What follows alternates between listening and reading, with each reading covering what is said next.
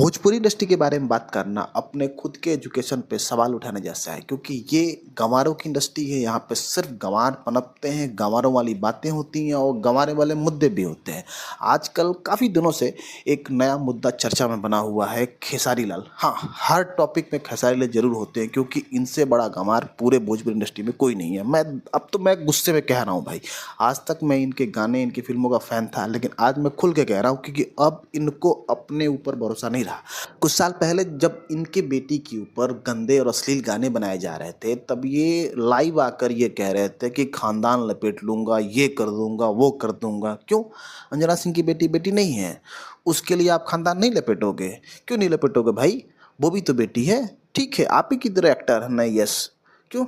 क्या हो गया अगर वो उनसे अलग हो गए हैं तो क्या उनकी बेटी नहीं रही है वो? ऐसा नहीं होता भाई, किसी की भी बेटी बेटी होती है और बेटी समझना पड़ेगा आपको, तभी आपकी बेटी को कोई बेटी समझेगा। आप गाते हैं इस वजह से थोड़ा चर्चा में ज़्यादा रहते हैं, वो सिर्फ एक्टिंग करते हैं इस वजह से थोड़ा चर्चा में कम रहते हैं। लेकिन मेरा ये मानना है कि आपके बराबर के एक्टर हैं वो। अब ये बता दो कि दोनों तो सेम ही हैं, दोनों की बेटियां भी सेम होनी चाहिए। फिर आप वाले पे आपको बड़ी बेचैनी हो रही थी, अब आपको बुरा क्यों नहीं लग रहा? अब आपके वो सिद्धांत कहाँ चले गए जब वो लाइव आके आप समझा रहे थे उस टाइम पे अपनी बेटी के लिए? उस बेटी के लिए भी तो समझो इस बारे में कि अगर वो बेटी आपकी थी और इस वो कहना बुरा था उस टाइम पे, तो ये बेटी भी तो किसी की है और ये कहना भी बुरा हो सकता है। सिद्धांत तो नहीं बदलने चाहिए भाई साहब, अगर आप अच्छे आदमी हो तो।